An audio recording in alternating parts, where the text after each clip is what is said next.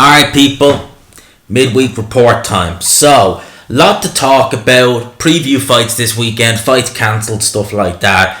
I hope this sounds good. Let me know if it does, because I've said it once, I'll say it again about the old mic. I've got a new one coming. It's not going to arrive until the 9th of November, unfortunately. And I'm using an older one, which I spent ages trying to get the sound better on this. And every time I uploaded a little test run, it didn't sound good. And then I realised I was uploading the unedited version, which is why it didn't sound good. So hopefully, because I've done a little test run on this and it sounds pretty decent. Doesn't sound amazing, but it sounds decent. Hopefully this sounds good. It might not be as loud as the old one, but it may sound a little bit clearer because the old one is completely just done. The background noise in it is stemming from just the fact it's just wear and tear. So, digressing, let's talk about boxing.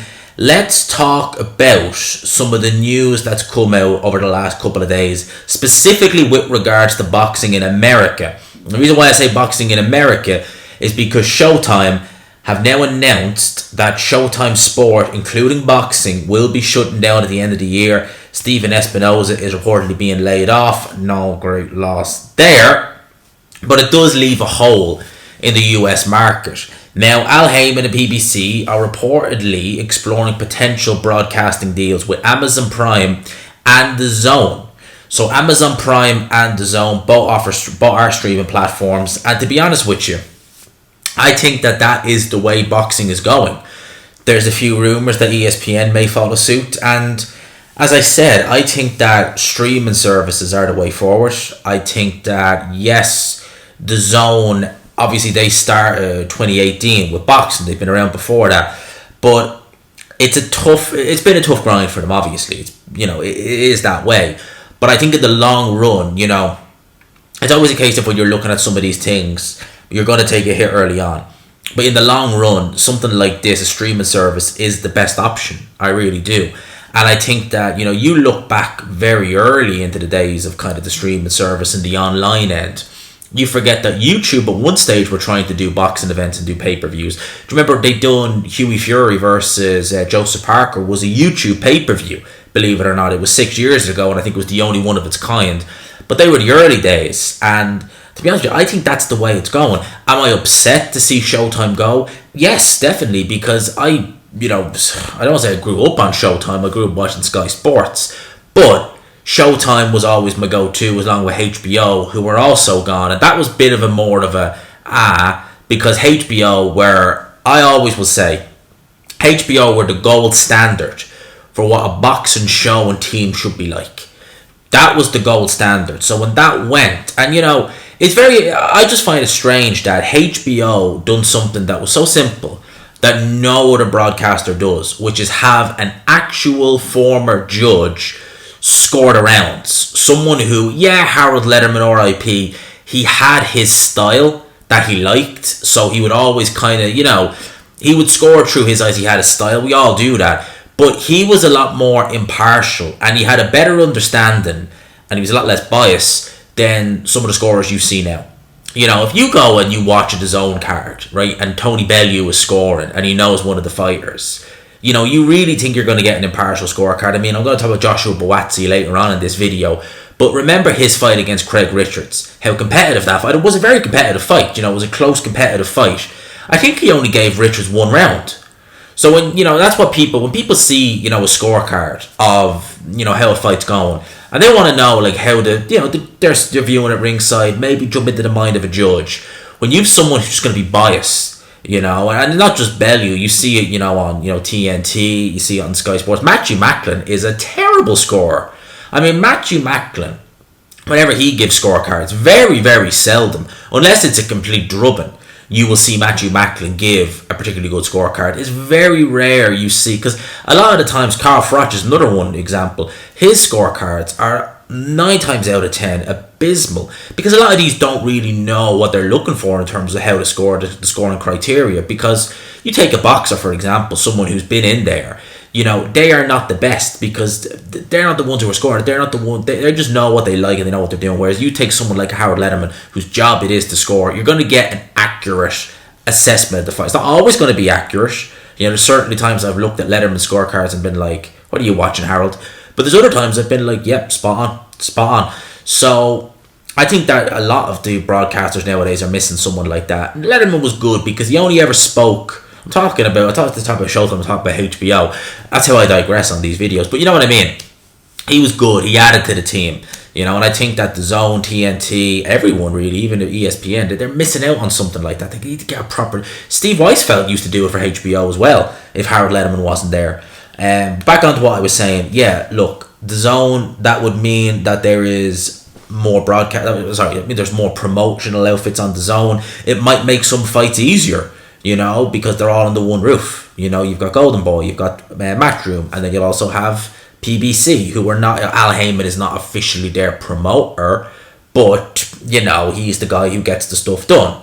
So, let's watch and see what happens there. As I said, I am upset that Showtime are gone. As I said, I've got good memories watching them. Always enjoyed their team, but I think it's, HBO bowed out, and 5 years later is Showtime bow out. So, sad in a way.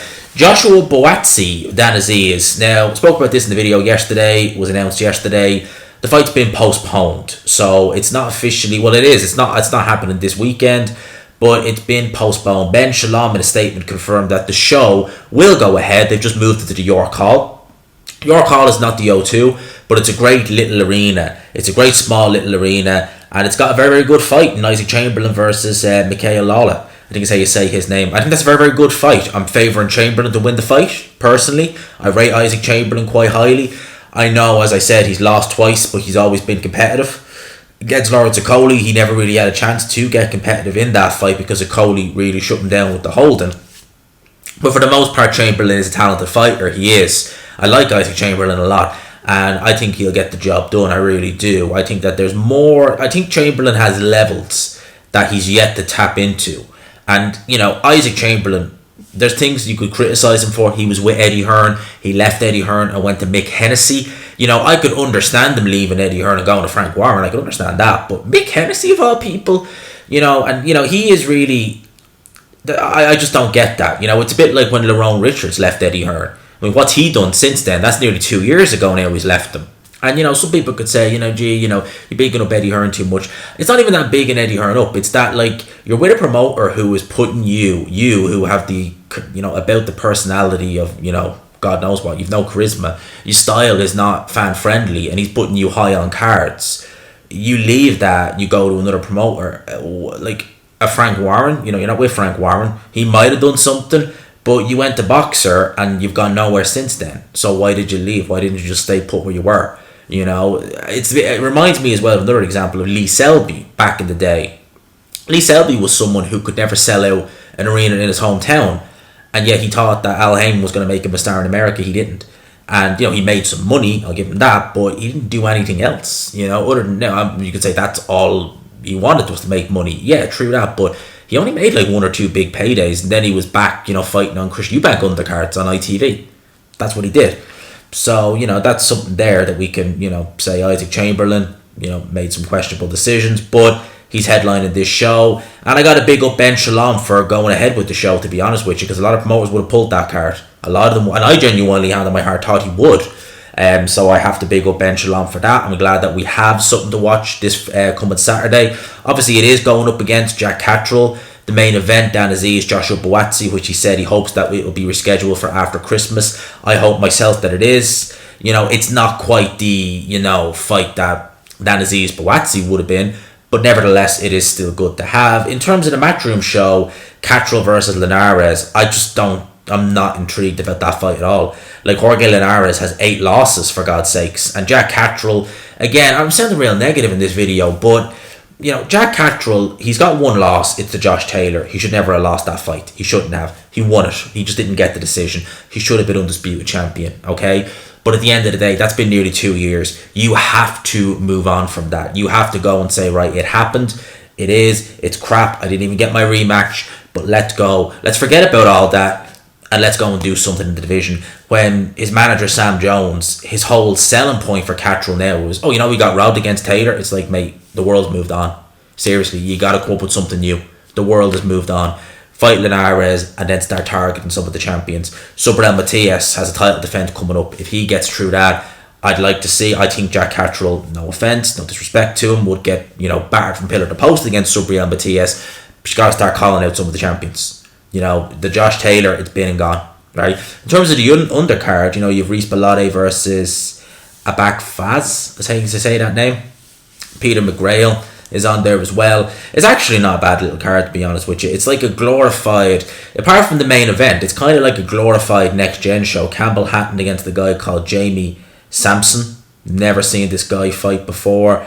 9-2 with no knockout wins, nor does he have any knockout losses. I don't know who he's lost to. He lost to a guy 3-3, so you can't imagine this guy. And on points as well.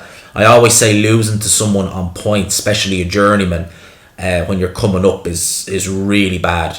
It's one thing, and some people say, it's not worth to get knocked out. It's not good to get knocked out when you're an up and coming prospect, but if you're getting outpointed by a journeyman, it shows that you can't adjust. And that's going to be fairly basic what they're doing, but it's showing that you can't adjust. For me, that's almost as bad, if not worse, because it's showing that this is what he's showing you, and you can't. If you can't adjust to what a journeyman is doing, how in the hell are you going to be able to adjust to what a British level fighter is going to do? So there's that. That is the Matchroom card in a nutshell. In terms of other news, Lee Wood has now officially vacated his WBA featherweight title, as expected, according to multiple sources, not yet confirmed. But it's likely that Ray Ford will fight oh my good lord. Ray fight, I'm going to try it. Okbat Kulamatov. I am probably butchering that name completely. But they're going to fight for the vacant title. And expect to see Lee Wood campaign from now on at 130 pounds. I suspect he probably will. I suspect he's just going to move up and maybe target the Josh Warrington fight, or maybe he's going to target a Joe Cordina fight. It's all in-house, you never know. But I think that the Josh Warrington rematch, that will probably still sell, because you have the Josh Warrington was winning, was the stoppage premature. I personally think that fight would sell very well, even for a rematch, and the first fight was very, very good. So there's a lot of options for both Josh Warrington and Lee Wood. There really is. We obviously saw the press conference for David Adelaide versus Fabio Wadley. And, Frank Warren with this card, he's really going out of his way with the press conferences. They're looking very good. This fight right here, Fabio Wadley versus David Adelaide. Do you know what this fight reminds me of? Not in terms of a style matchup, because it's quite different. And they're at quite different stages in their career than to how this fight was. But does anyone remember when Derek Chisora first fought Dillian White? That was on the undercard of Joshua Molina. I think that was up in Manchester. And going into that fight, the whole card itself, none of us really wanted to see, obviously I wasn't doing videos at the time, but no one really wanted to see Molina, because we'd seen Molina against Wilder. Molina was never that good. He was knocked out in the round by Chris Arreola. Questionable heart. No one really wanted to see Eric Molina versus Anthony Joshua, right? But yeah, on the undercard, we were so invested in the Chisora White fight, because we hadn't seen it yet. We didn't know what would happen. There was a lot of friction there. You had the Dylan White throwing a glass at Derek Chisora during the face-off, Chisora flipping. There was a lot about that fight that was intriguing fans just to watch that fight. I remember there was a few memes going around that saying, it's actually Joshua Molina on Dylan White, Derek Chisora's undercard, because that was the fight everyone was really caring about. And it's a bit similar in this. Different style, obviously, it's for the British title, but Wadley Adelaide, from what I've seen, more people are looking forward to that, and quite rightly, than they are the main event, which is Fury versus Ngannou, because we all think, a bit like Joshua Molina, we all know what we're going to get. We're going to get Fury beating Ngannou fairly handily and trying to avoid an injury. He's probably going to go in there, put his foot in the gas, and then see you later. Whereas this fight has a lot of intrigue, and for me personally, I think David Adelaide is going to win. I've never been massively high on Fabio Wadley. I think that you could see the lack of experience there. He definitely has fire. He definitely has fire there. He definitely has a killer instinct. When he gets hurt, like he did against Nathan Gorman and against Eric Molina, he goes for it.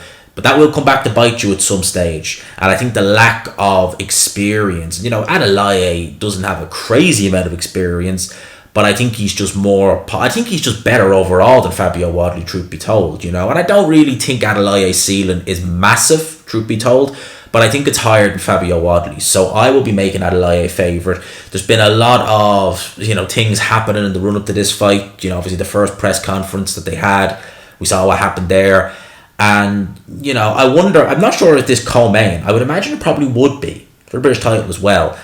I'm really, really invested and keen on this fight. I'm really, truly looking forward to it. I really am. I'm really looking forward to seeing how this fight goes.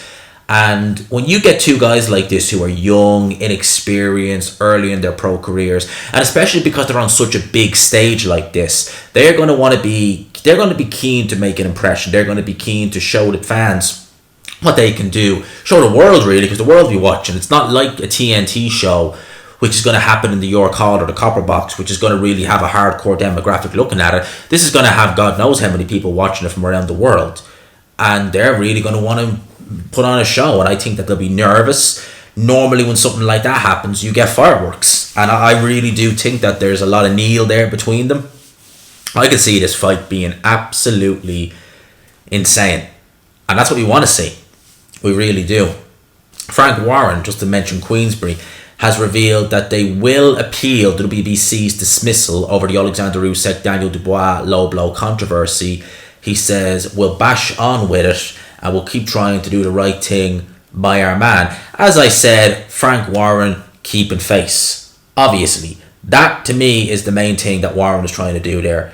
Keep face. Because obviously with Warren, he wants to get the Fury Ngannou fight. He wants to get the Fury Usyk fight. Just seeing Ngannou's name pop up there. He wants to get the Fury Usyk fight. That's the main thing for him. It's going to make Queensberry the most money. It's going to make everyone involved the most money. But Daniel Dubois, he still promotes him. He's obviously going to keep face and be like, yes, Dan, we're gonna do everything in our power. Yeah, we're gonna do everything in our power. After next year, after the Fury Usyk fight, then we'll do everything in our power. But yeah. Whenever I get asked on TV, I'll be saying, yeah, we'll do everything in our power. And then I'll discreetly say under my breath, after Fury Usyk. I'm sure that's what Warren is thinking. In terms of Fury and Ngannou, the price was revealed, £21.95. I'm surprised it's, well, do you want to say cheap? Is that the right word? I'm surprised it's reasonable, to be honest with you, given the fact that Fury's last fight was on pay-per-view and it was a UK record price. For this to be significantly cheaper in terms of, considering compared to what it was against Chisora, it's only about £2 dearer than the Misfits card the weekend, which I'll talk about now in a quick sec. And considering the undercard is as stacked as it is, and people in the Element Group, when I did that video where I talked about the price and I said that I wouldn't do a watch along, people in the Element Group, obviously Hatman's Element Group, which I'm a part of, everyone just started messaging me saying, do it, watch along. I'm thinking about it, right? Everyone in the group said just do it, just go and do it, because people would enjoy it. And look, we'll wait and see. We'll wait and see. In terms of that date, Alexander Usyk has confirmed that he will be ringside in Saudi Arabia. He added that he would like the Undisputed fight, which is signed to take place in December, but he doubts it will happen that soon. This kind of coincides with the video I did yesterday where Talk Sport were talking about Fury inadvertently letting the date for the Usyk fight slip. I mentioned the Freudian slip. Some idiot said there's no such thing. Yes, there absolutely is. You go look it up. You see them on TV all the flipping time. You see them on TV all the time. A Freudian slip. I left the link. Go look it up. Right? But Fury mentioned the month of April. There's several people in the chat mentioned that Riyadh season actually ends in March. Okay, so for me it's like, why did he say April though? Is it maybe that it's in March and just April? Because if it's still in Riyadh season, if that ends in March, then you would imagine that they're going to probably do it sometime around then. Maybe is it the fact that Fury knows it's going to be around the kind of March time and just happened to say maybe it's the very end of March. And, the last day in March, if it's a Sunday, the last Sunday in March. And then you could say, well, come what April, which technically will, not be long after, the next month, could be a couple of days, he will be. I'm just speculating there, as TalkSport were doing. At the end of the day, Usyk is saying he's going to be ringside. He wants the fight. He knows the fight is signed. And we will know. We will know at some point next Saturday when this fight will be taking place. I would hope so. Alright, I would hope so. I think we will. truth be told, I think we will get an announcement. We will get word. I'm really looking forward to it. I mean, I genuinely, hand on heart, do believe that this fight will happen next. It will go down, and the only thing I'm worried about is how long it will be in terms of when we get the date, or when we get the announcement of when the date actually takes place, because God knows what can happen between then and there. Injuries, pull out, other fights, cropping up that maybe some would say are maybe not as lucrative in terms of legacy, maybe not even financially, but maybe fights that aren't quite as financially incentive, but you can turn the other cheek and say, what, I'll fancy fighting, Joshua for a little bit less. Yeah, I'll happily beat him up a little bit less risk. Yeah, I'm hoping that doesn't happen, by the way. I'm hoping that doesn't happen. Alexander Usyk also said that on Joshua Wilder, he says, Wilder's incredible streak is that if he hits you once, one is unable to fight back. I'm going with Wilder 60-40 in favour of Wilder. He hits incredibly hard. Deontay's ability to send someone flying when he touches them. Now, Alexander Usyk speaks very highly of Anthony Joshua. He seems to be on good terms with Joshua in spite of what happened in the ring after their second fight. But he fancies Deontay Wilder, as I myself do. Eddie Hearn said actually that he acknowledges, I'm obviously biased, that's what he said. I think Joshua beats Deontay Wilder, and I believe he beats Fury. I believe he's got the style to do it. Well, to be honest with you, Eddie Hearn, I know obviously he's the promoter of Anthony Joshua. He is not going to turn around and say, my guy doesn't beat them. I don't think Joshua beats Wilder. And if the Joshua who turned up against Franklin, and specifically the one who turned up against Hellenius, turns up against Fury, right? Fury will make light work of that Joshua. He won't even break a sweat. The Joshua who turned up against Hellenius and the one who turned up against Franklin against Tyson Fury, the Tyson Fury who turned up against Dillian White, that Fury will have a field day against Anthony Joshua. A peak Anthony Joshua, I would say he has a better chance of beating Fury than he does Wilder. I think just stylistically Wilder will find that right hand, and I think that the high guard, Wilder will be able to split that guard with the right hand, and I just think he'll have Joshua thinking too much about the right hand, to be honest with you. I've always fancied Wilder in that fight. Fury, I think the style could benefit Joshua a little bit more, but I would be still making Fury favourite. Even peak for peak, I'd still make Fury favourite. But right now, I think Joshua would get against Fury. Nah, man. I wouldn't. I don't think that's going to... No. The final... Let me have this here. So the final 3 Showtime events reportedly could be Benavidez versus Demetrius Andrade. We know that's going to be a pay-per-view, November the 25th. A pay-per-view rumoured for December the 9th. Isn't that the same day as Prograis Haney? Rumoured to be a Floyd Mayweather pay-per-view. Oh, wow. Yeah, we all want to see that. And then finally, a non-pay-per-view fight on December the 16th, which I think will coincide with Sonny Edwards against Bam Rodriguez. Keith Thurman. Who the hell is Keith Thurman? Oh, yes. One time, sarcasm there. Keith Thurman, when did he last fight? Last year, was it? This will be his, second fight in 4 years? Great. Brilliant. Against Staniones. At this point, you'd favour Staniones over Thurman, to be honest with you. He's that inactive.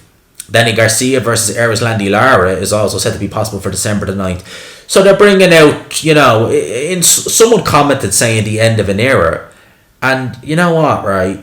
If you look, you've got Garcia, Thurman and Mayweather, who in the early 2010s, they were the Showtime guys. Thurman, Garcia, Mayweather, amongst others who have since, retired. But they were the Showtime guys. Thurman was on Showtime.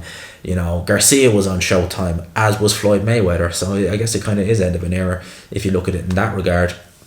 I was also seeing that Misfits, apparently the Tommy Fury KSI fight, which took place over the weekend, came in at something like 1.3 million pay-per-view buys, which is crazy to think, really.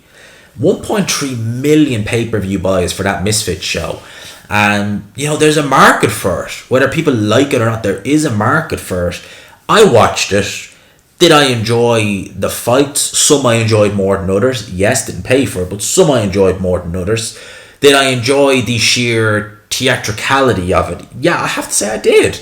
I've always said it. I'm someone who, I've always liked edgy TV. You know, and there's not enough of it in the world today. I mean, edgy is just gone completely now. And to see something like the Misfit show where it is just a little bit more edgy, and you know, the presenters, you know, they seemed like the presenters were enjoying it a bit more because they were professional about it, but there was a little bit more camaraderie. You know, I like the way Ade and I can't remember the other guy, but everyone seemed to be just enjoying themselves at it, and that's something that I think is missing from a lot of things, not just boxing. And I liked it. I enjoyed that. I enjoyed seeing the camaraderie. I enjoyed a lot of aspects of it, truth be told. And I think that boxing can learn a lot from it. You know, I know Hatman was saying that, but I genuinely think it can. In terms of the people, you know, especially the boxers saying, you know, oh, this is terrible, blah, blah, blah, blah, blah, I'm watching this, it's a joke, and, you know, this, that, and the other. And it's the same people over and over again who say it, you know, I'm watching it, I don't like it. Don't watch it. I mean, it's as simple as that, you know. I mean, if you don't like something, if you are watching something repeatedly and you do not like it, do not watch it. It's that simple. If there's a specific show that every week is on and every week you watch it and every week you're going on Twitter complaining about this, that and the other, my argument would be, why are you putting yourself through the ordeal of watching it when you know you don't like it, when you know it's going to annoy you, and you know you just know you're never going to like what you're seeing? Why bother watching it? You know, why not do something else? You know, go and watch a movie, go and play your PlayStation, go do something else instead of watching that. Because if you don't like it, what's the point watching it? You know, I've always said that about me. If there's something I don't like, I just won't watch it. I might give something a try, you know, whether it be a TV show or whether it be a podcast or something like that. And you know, you can tell reasonably quickly if it's going to be for you or not. And if it's not for me, I'll say, right, look, I'll give it a go for a little bit, see how it goes. Right, don't like it, it's definitely not for me. And so be it. It's in the past. I've tried it, been there, worn a t-shirt, not for me, see you later. I'm not going to consistently go back to it, especially if it's something I really don't like. I'm not going to consistently go back to it and be like, you know, time to get triggered. Oh, this is terrible. No, that's just a waste of time. It's a waste of your energy as well. If you don't like it, don't watch it. It's as simple as that. You know, it genuinely is. It really is that simple. If it's something that you don't like, then my advice would be just don't watch it. I don't really know what else I can say other than that. You know, like something, don't watch it. What else is there? I did see a couple of fights that are being talked about just in the pipeline. So, Michael McKinson is rumoured to be fighting on December 16th on the undercard of Chris Billum Smith versus Mastanak. And it's reported he's going to be facing David Avanesian. Now, David Avanesian, I don't recall, has he fought since he got knocked out by Terence Crawford? I don't know if he has or not, but David Avanesian, has a tendency to go on specifically Sky Sports shows and turn over British prospects. He's a tendency to do that. He's done it he's done it to Josh Kelly. He's done it to, not British, but he's done it to Josh Kelly. He done it to Kerman Leharaga twice over in Spain. And did he do it to someone else as well? Either way, he's a good fighter, is David Avanesian. He's not world level, but he will, these guys who are coming up, he finds them out. Oh boy, does he ever find these guys out. So that could be a good fight. Do not sleep on that fight. That could be a very, very, very good fight. And I think roughly that might actually very well be it. So I'll leave it there. I hope you enjoyed the video, people. Smash the like button if you could. If you haven't already, please hit subscribe. Let me know how it sounds. I hope that, because now I have the volume up to the highest it will, you know, for my movies. I didn't even realise you could do that until last night. Hopefully it sounds a lot better. Obviously, I've got, two new mics coming. So I've got a new mic coming in December, and I've got a new mic coming for November. The one for November is going to be kind of the interview mic, and the one I'll use for this until the proper one comes. Wait for that. But for now, I will leave you with that. I hope this sounds good. Let me know if it does. Apologies if it doesn't. I'm kind of working one hand tied behind my back at the minute. But none of that. Hope you enjoyed it. Smash the like button if you could. Hit subscribe, of course, if you haven't already. For now, lads and lassies, I will talk to you. Peace.